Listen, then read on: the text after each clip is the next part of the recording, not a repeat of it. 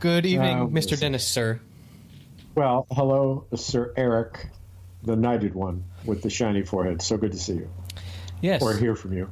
Well, I can barely see you because... I know. It's my new spot. It's out of the way. It's cool. And except for the fact that I'm like an anonymous donor of some kind. Yeah. So your family put you in the podcasting closet? So I'm in my bedroom, which is cool. So when I shut off the fans, it's still, workable for me. Not that you care, the conditions under which I labor. I'm sure you yourself very much. I mean, today it's cool enough so that I can wear clothing for the podcast. Well, that's an improvement. I'd never want to see your upper body again. It's the sight of your hairless nipples is more than any man should have to endure for an hour. Wait, so you prefer hairy nipples? Is that what you're saying? That'd be a good screen name. My name is Hairy Nipples. Actually, to be honest, for any nipples other than yours, so hairy or not hairy, my point is about yours. I don't want to see them again. So you can go where you want with my hopes and desires, but I'm making clear. I hope and I desire I never see your fucking nipples again. I don't need that image.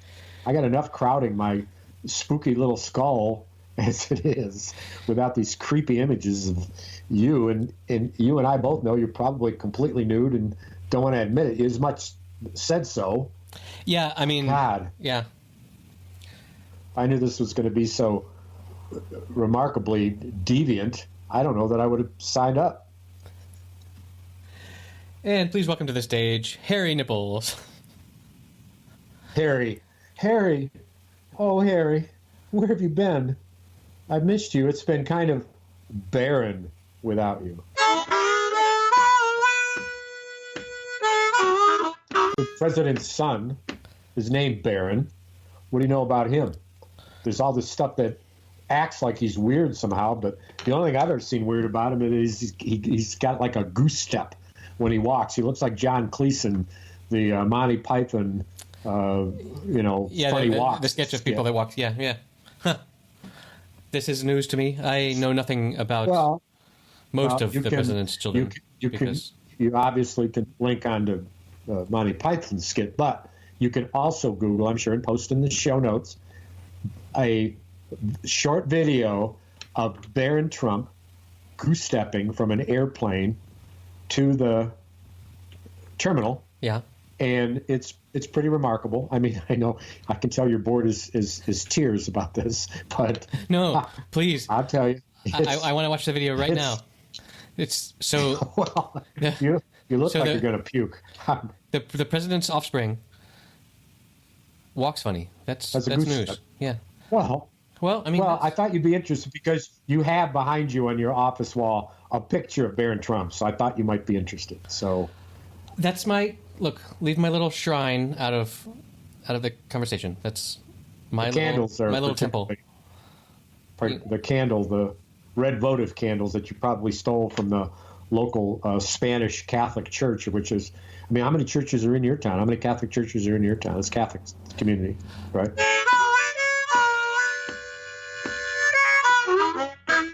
My town is little, and we have one real church. There's only we actually have two churches. One is a medieval church from many years ago, and our priest goes and gives a mass quickly at the medieval church, and then races over to do the mass at the brick church that we have. So, I guess two is the answer, but we only have one priest. What kind of car does he drive? I have the answer to that. He drives a Honda Civic Coupe. Huh. He needs like a beefier car for this trip. Yeah. Like a muscle car. There's a funny story. There's a funny story about the local priest's parking place, which I will divulge now. When they painted the lines by the little parking lines by the church, they painted a handicap spot very close to the closest entrance to the church. But then they painted, and I don't think this is legit Spanish law, but they painted a separate yellow spot with a cross in it that is the priest's spot to park. And the priest. I doubt that it's state sanctioned. Well, hold on. Well, Spain is not a state and church separated entity by any means, but the priest's parking spot is closer than the handicap spot. Oh, which I thought I thought was just so bad politics, so juicy. So I took a picture of it and I posted it on the Facebook group of the town, and people went ape shit. Oh no! They were like, how it went viral?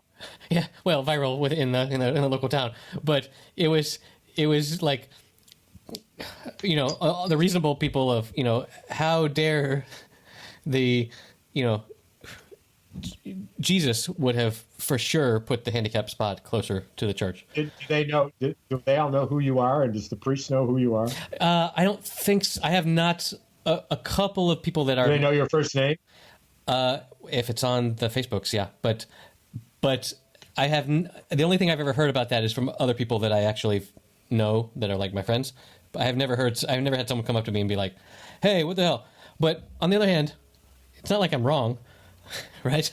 It's right. I mean, but the priest is often true, the one who's going to go after you. Yeah, but the priest is going to go after you. It'll be like a little crusade. Just similar in that the end of it being death of the enemy of the church would be you, and so he could feel justified in killing you off as an enemy of the church. Right. That seems reasonable. As in the Crusades. That seems totally reasonable. However, that was a year or two ago, and he did give my daughter First Communion. So either he doesn't know it was me, or he didn't hold her under the water during the ceremony. You didn't hold your daughter under the water. No, that's a different ceremony, as I recall. And her little wafer wasn't. You're not up to date. What they do now is they recreate the baptism at every event, so you don't forget. And the older the child is, the longer they hold his or her head underwater until they basically are gulping, the name of the Savior to, help them from what essentially is Catholic water torture. But it's a new thing. I swear, previously on this program, we've mentioned waterboarding babies in this in this context. Two things. I don't know if that was about collecting the tears, but number one, I've never listened to our podcast, and number two, I never remember what we talk about, so I'm pretty much blissfully ignorant. You remind me sometimes, but otherwise I don't. It's not like I said, my spooky little skull is small and crammed with things that I have to know, and there's barely enough room in there for that with other images, such as your hairless chest, which is now back in there. It wasn't in there since I had to raise it again. I shouldn't have mentioned it, but now I did. Now it's back, but certainly these ridiculous podcasts are not anything that I would care to memorialize or codify in my fucking brain bank. So how's your house doing? You do anything new on the house? I don't want to talk about it. It's just ridiculous. Okay. So the Carpenter Ants. The Carpenter Ants. Wait, you hired ants? With little build your house. Little tiny little hammers, tool bags that go around their waist. The cutest little things. They make them out of woven grass. I think it's called an abdomen. And there's little ant tools in there. But the Carpenter Ants. But from previous discussions that we've talked about insect mania. Now I mentioned that I had red ants, not Carpenter ants, and I think you may have asked what the difference was, showing your ignorance of all things insectal. Although it was your factoid. It sounds kind of racist. That for every one of us. Factoid? No. Factoid? Naming the color of the ants. Sounds rude. No. Oh. Yes, there were. Well, it turns out we call them red ants, not the Seminoles. Okay, we call them red ants. Not the Braves. They're black ants. They're not like Treme ants, okay, or whatever. But anyway, they apparently have a mating season that's later than the red ants, as black ants would do. If you know anything about black ant culture. Wow. And so they sprouted, the females, the bitches sprouted wings, and they're all over the place outside. The difference is that a little red ant, that's a little red ant, a little red flying ant. These are big ants. Mm-hmm. This is an ant that like hits you in the forehead, you'll stagger. I mean, you're like, oh, wow. What was that? Was that a small helicopter or whatever? These are big. Uh-huh. And unlike the red ants, when you crunch them under your work boot, you can actually hear them crunch. As opposed to the red ant, you imagine the crunching of their little limbs and their head and their torso crunching off. Mm-hmm. But with the big carpenter ants, you can actually hear it. Wow. And each of the separate parts of the black ant lives on momentarily after the squish, requiring a triple and a quadruple squish to get the parts again. And the grinding of the boot is one of the more rewarding feelings that I have relative to my new house. So that's how it's going. That's how it's going. To answer your question. So you just step on the little poor ants. Did you know they're not poor. They're rich. Okay. They're rich. They're robust. They live in a colony. They thrive. They eat my food. They live in my house. Fucking little vagrants. Carpenter my ass. They just eat wood. They don't build anything. It's like they take the little tool belts, they're woven little tool belts, and say, hey, let's construct a little ant wall. Since we ate it down, it's gone. Let's build a new one. No. Are they taking you got the wrong impression. Are they taking our jobs? I mean, this. I'll take yours. They could get yours. Whatever it is the hell you do, I'm sure a little carpenter ant could handle it. They could probably outwork you 2-to-1. A little ant, they carry like 100 times their weight. You need to put that in the show notes. The weight of the ant they can carry. Yes. It would be you. You would, if it were you and you were an ant, right? Yeah. Turns out that physics doesn't work that way. Yeah. It does too. No, it doesn't. It does too. Let's go to school. Did you know that the day when all the ants are flying, like there's only one 24-hour period. Somehow they calculate it based on the temperature and the weather.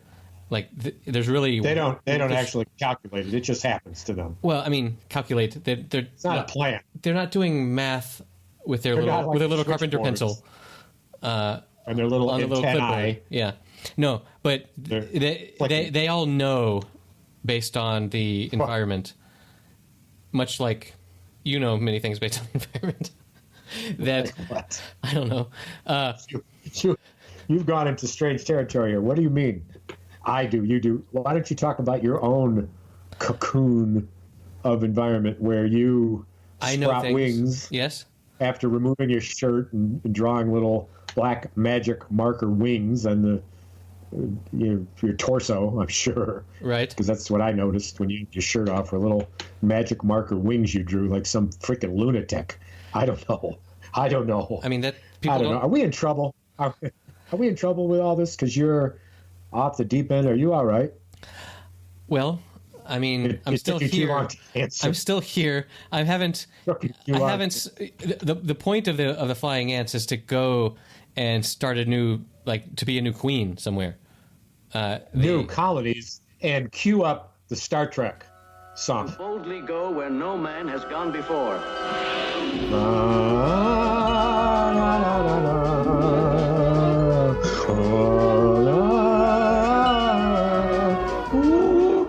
That is what the female ants are about, is the Star Trekian, to search for new worlds where colonies can be formed. That's what they do in short order. Now imagine 1,000 flying female red ants all dispersed in a 24-hour period and flying just as fast as their wings can take them. And when they hit a tree and drop to the ground, boom, there's a colony. When they run and they... boom, there's Dennis's boot to crunch them several times. Boom.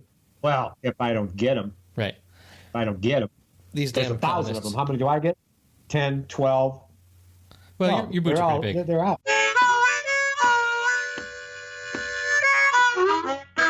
Yeah. You know what? Those boots are made for, though? They're not made for that. Stomping Those boots are made for walking. And this is what they'll do. And then I say to the ants, one of these days, these boots are going to walk all over you. Boom, boom, boom, boom. Okay. Nancy Sinatra. You know this, right? I know that song. You don't. Yes. I do know You that say song. yes, and you I know that song. you don't know who Sinatra is. Do you even know who Frank Sinatra is? I know who Frank Sinatra is, yes. And what's his daughter's? And what's his son's name? Or what happened to his son that was newsworthy? I don't know his whole biography. No, do you know? No, I'm testing the easy waters here. Frank Sinatra's son made the news in a big way. Why? You don't know this? I was not reading the news at that time, no. Well, you were probably 8. You were that. probably 8 years old. He was kidnapped and held for ransom. By whom? Me. This is a true crime podcast. That's good. Edit that out. True crime. True crime all the time. True crime. So you're crime. you're a Sinatra kidnapper. Did you give him back? Yeah. With a ransom? Well, I got caught. You got caught. I did 30 years. I'm out. Well, 30 on a life sentence. I'm out. that's pretty good. I mean, Yeah. Hey, it was worth it. It was a blast. how did you 48 hours, the best 2 days of my life. how'd you get caught? Did you do something stupid? I can't remember. Uh, I can't remember. see, I'm questioning your Veracity? confession. Huh? Yeah, I think your confession is Not- dubious. I'm not confessing. It was in the news. It's Dubious it's common. confessions. Yep. It wasn't dubious. Dubious. And that Like could- the Doobie Brothers. The Doobie Brothers. You know, welcome to Doobie Brothers concert. They're dubious. It's not even a word, dubious. You're making it up. You make up a lot of words. You make up a lot of stuff. You make up stuff that's not true. You tell these vignettes, these stories, See, and you're like, that'd I be- know they're not true. You don't even live in Spain. Doobie's You confession. live in freaking Brooklyn. It's just absurd. You live in this rundown apartment building in Brooklyn. Spain. that's The where- stuff you make up. That's where all the podcasters live, by the way. They're all in the same building. They're probably. all in Brooklyn. Yeah, sharing a toilet, sharing a sink, sharing a toothbrush. that's very very common here in Brooklyn. That's yes. why you didn't have a shirt on. You loaned it to one of your other podcasters who It's was true. going video It's true, instead of audio. But but that's not what I don't podcasts know. are. So whatever. well, it's podcast with a view. It's a new genre. Podcast with a view. Podcast with a view. Well, we'll need better lighting if we're going to publish video. Just saying.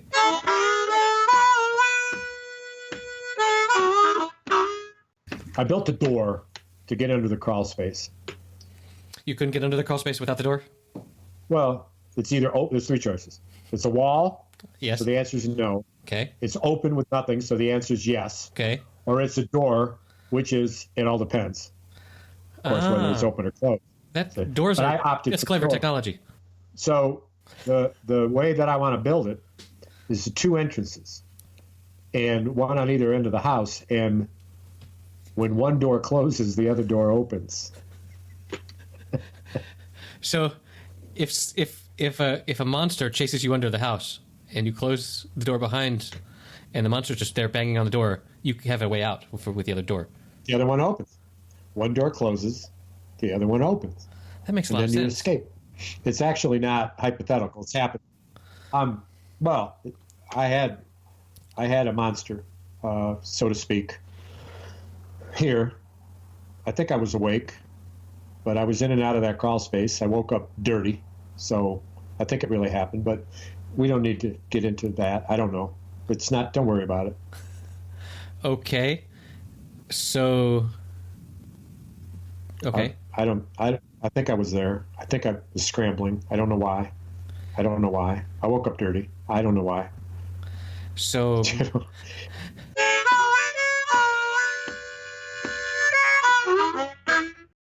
have you heard of a TV show on HBO called Barry?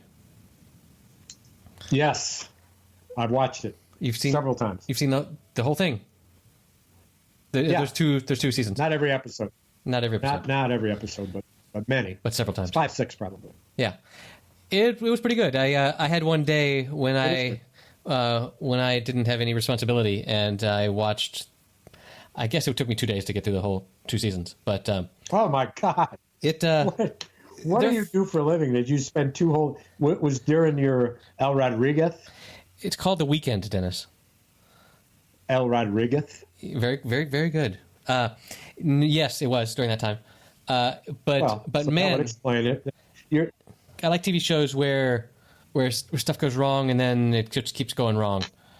And The premise is all crazy, And Did you see the first several episodes? Where you saw it? You saw it all. I saw them all. Yeah. You watched the whole thing. Well, it's Got a little wacky towards the end, but hopefully, I don't even know if they're renewed for a third. But I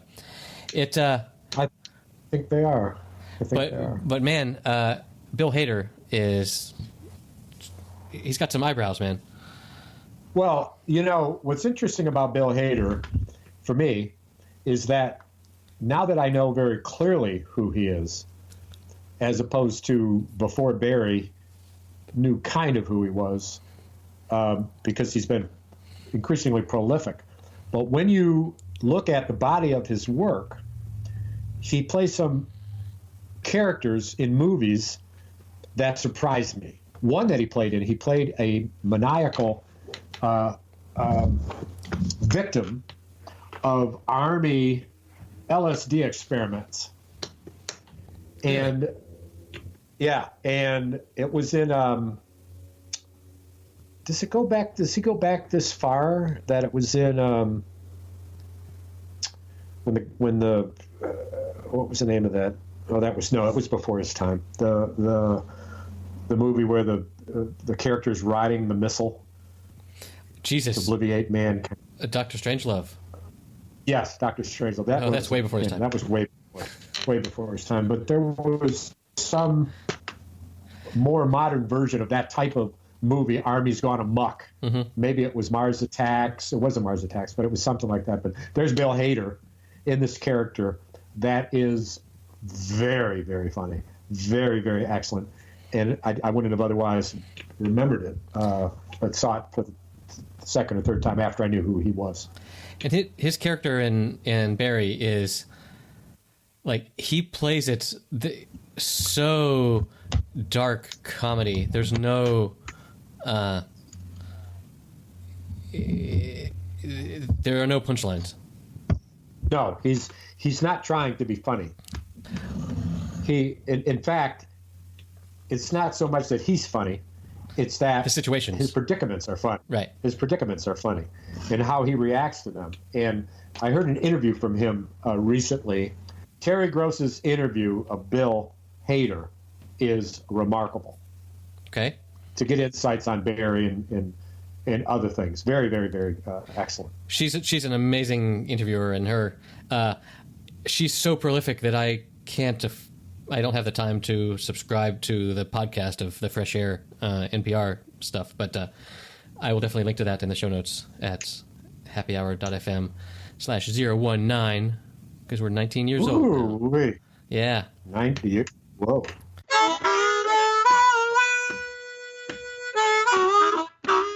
I don't know, man. Is this too late? I'm kind of out of it, but you seem to be too. Well. 7:30. Wait a minute. Just wait a minute. Number one, I'm not out of it. Uh-huh. Number three. Number two, to quote Vice President Biden. Number two, I'm not out of it. Uh-huh. And to quote Joe Biden again, the fact of the matter is, you were supposed to research that. I did. How many times in the? Oh, you did? I cut there's a super cut on YouTube that I cut into that last episode where you talked about that, where he says the fact of the matter is, and the fact of the matter is, and the fact of the matter is, and the fact of the matter is. It was good, but that's only for listeners. I have to look at their show notes one day. I mean, I think you pretty much work hard to get them done. It's deeply appreciated. But back to the point, you're out of it, but you're usually out of it. I'm not out of it because I'm never out of it. Therefore, your whole premise that there's something unusual because you're feeling out of it, wrong. Okay. Wrong. You roll your eyes. Nobody can see you. I can see you. I'll report to the listeners. Rubbing of the face, rolling of the eyes, fidgeting in the chair, wishing for things to move on, and they won't. We're stuck on this, on you, and what amounts to your lack of preparation. You're out of it because you didn't plan to be in it. You're either in it or you're out of it. It's a mindset. Let me ask you a quick question. Are you in it or are you out of it? I'm in it, sir. You took too long to answer. You're not. Well, let me try it again. Are you in it I'm in it. or are you out of it? Too long. You're nowhere near quicker. Last time. Are you in it or are you? That's good. That's right. You learn only 3 times. You're like a stubborn little puppy who needs 3 times to learn. The committee would be interested in the analogy. It's not like sure that it's not like the national politics are at all fun this week. So, fuck. Oh yeah, I know. Just where, what in God's name? More death, more destruction. I don't know, man. There's nothing like it in my lifetime.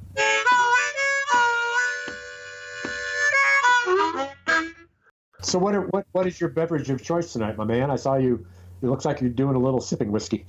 I am doing a little sipping whiskey because that's all that is available on the menu today. Just a little. Ah, very nice. Just a little shot. Imagine that. You have an amber in your hand. I went to another bar this evening and had met some relatives for dinner. And I said, well, you have an amber beer on tap? And the waitress, uninformed, hands me the menu and says, I don't know. Why don't you just take a look? It's fair enough. She should know, but right. She doesn't know. And I looked and I said, well, you have no ambers on tap, so that's one strike against you. I said, let me look at your canned beer. No. No ambers in your canned beer. That's the second strike against you. Now let's look at your bottled beer, imports and domestic. Not a 1 amber. So here's a bar restaurant that has 20 beers, not one of them an amber. Why the anti-amber sentiment? I don't know. Are you just the only freak in town that likes to drink it? And I have a quotable quote you've heard before, which is every bar should have at least 1 amber beer because every bar is going to have at least one person who asks for an amber beer. And in the case, I went to this other place and I said, I'll take a Smittix. And they're like, well, we're and she started looking. I told the story last week. You did. And I said, you're out, because I went back since then. And I said, I'll bet you're out of it. And she said, well, there's none in the cooler. Let me go out back. And I said, there's none out back. She went out back. She came and she said, apparently we don't have it. I kind of think maybe she was trying to get rid of it. And I said, I wanted to say, you're so uninformed. How come I know what's going on in this bar and you don't? Mm-hmm. But what I said instead was, yes, she had it in for the amber. I told her what I'm about to tell you. You don't want it on tap. Fine. Keep a case in the cooler. Right. I will drink it all at whatever price you sell it. So it isn't that no one drinks it. I said, I drink it. And I ate, and I said, if you want me to come back, bring back the Smittix. Just the amber hate in your community is appalling. Well, it's not community based. It's more specific to these businesses. So when I go to the Irish pub, Duffy's pub, which has been there since I think 1859, they would never consider not selling both draft Smittix and I believe, though I don't order it because there's draft available, bottled Smittix because it is, after all, the Irish amber ale. So an Irish establishment would certainly be expected to stock it. That very well may become the only place left in town where I go. The Old Dog, they stopped serving it. They did put on a Steamboat amber, which, in addition to the fat tire they have, means they have 2. So that's respectable. The Steamboat was decent. Yeah. Decent. It's funny that you say that an Irish place must have the amber, because there's this bizarre phenomenon here in Spain where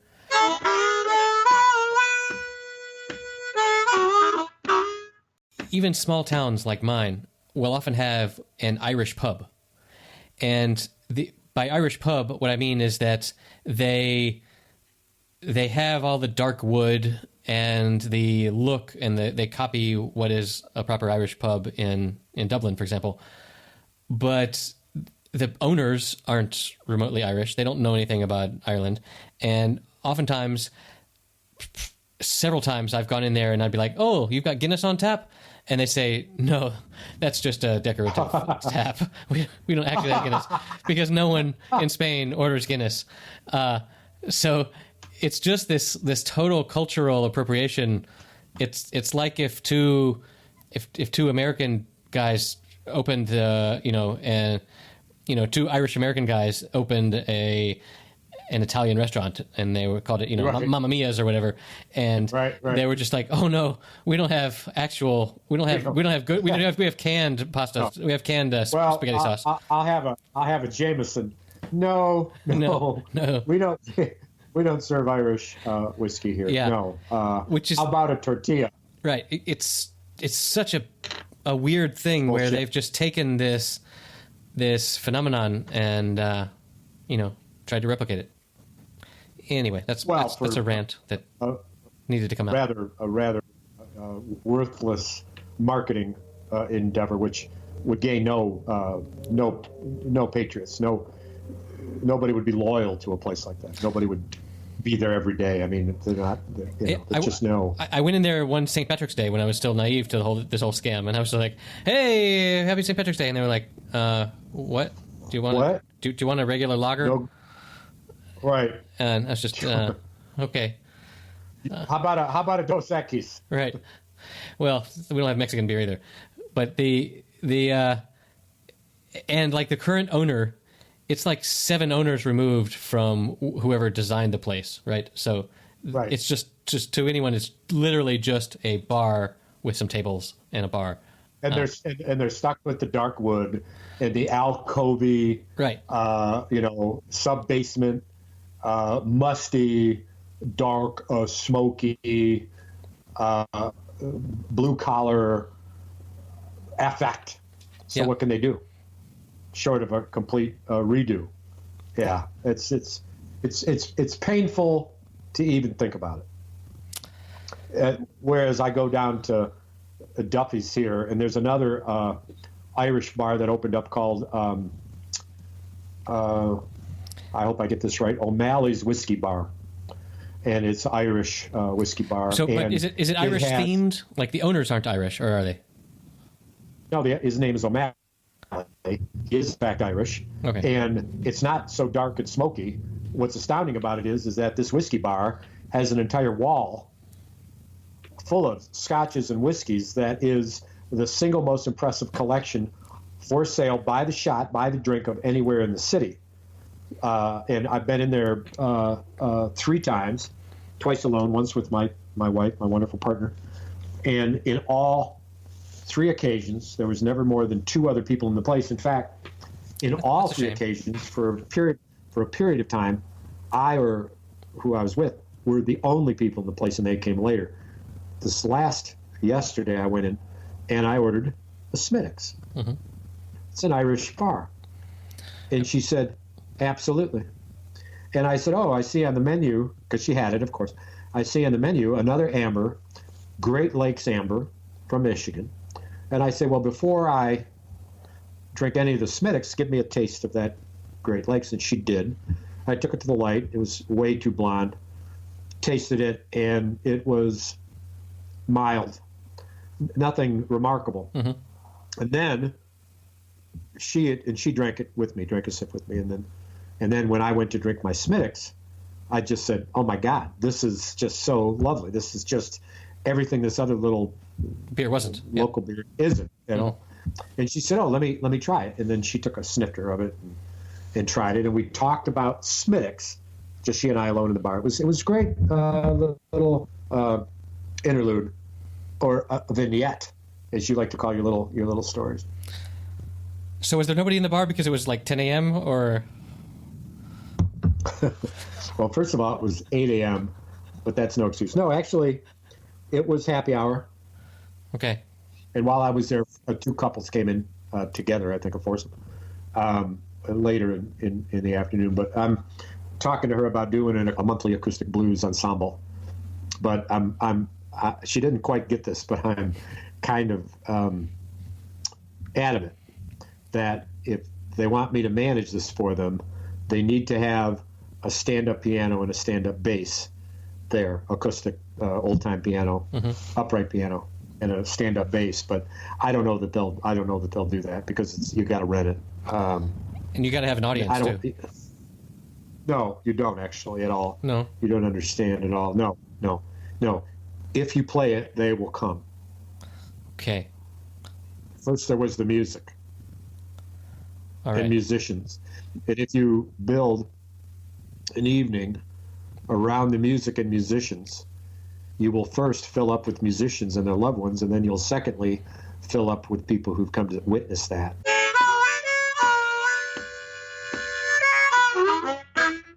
So we talked about tiny offices in one of these episodes, and we shared a video. I think we shared a video. I shared a video with you, yeah.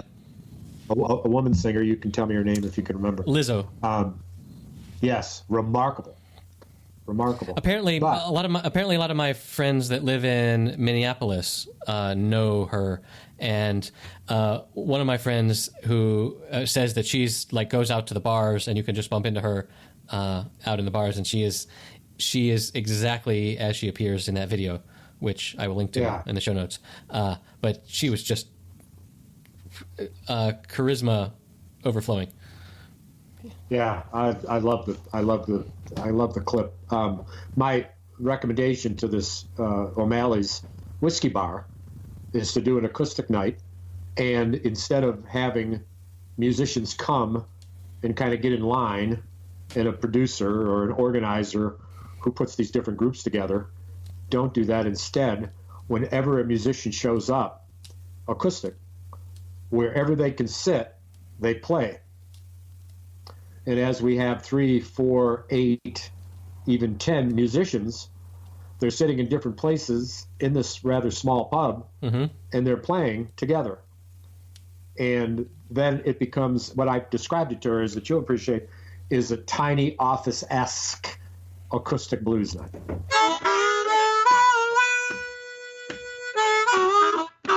Yes, express some interest. That actually very closely comports with my actual experiences in actual Irish pubs, where the musicians don't necessarily have a stage; they're just around the place and playing together. And are you familiar with the Irish term "crack"? I've never done it, but no. It's this term for this camaraderie of good happy feelings, and it's what is aspired to when you go out to an Irish pub where there's music. Is you want to partake of the crack, but so to speak. Just for the audience that doesn't need to look this up, the definition of crack, according to Wikipedia, it's a term for news and gossip and fun and entertainment and enjoyable conversation, particularly prominent in Ireland, is the short thing. But it's what you want when you go out to a bar, is to have this sense of camaraderie and conversation and fun and happiness. That's great. But so what you describe very much sounds like that. Where so someone may yell out and they say, "Oh man, this is crack, man." Exactly. This place is crack. Yes. I'm having a cracking good time. Man. I don't know. Crack on, brother. I don't know how that translates. Show me your crack, man. Right. It's like, dude, I can see your crack. Like Dan Aykroyd in the. You'll have to include the clip of the Dan Aykroyd and John Belushi Saturday Night Live when Aykroyd is playing the refrigerator repairman and is fixing the refrigerator and is showing the crack of his ass. It's got about a 6-inch fucking extension. It's very funny. It's very good old SNL. Yes. If you've enjoyed what you just heard, you can support us by telling a friend or sharing us on social media. Monthly donations to help us pay for hosting and editing can be provided at patreon.com/happyhour. That's all one word, happy hour. All our episodes, including show notes for each episode, are available on our website, happyhour.fm. You can tweet at us at happyhour.fm, that's with the dot spelled out, happyhour.dotfm, or we can receive email at the same name, happyhourdotfm@gmail.com. It would also be great if you could give us a positive rating on iTunes or wherever you get your podcasts. That really helps other people find us. See you next week.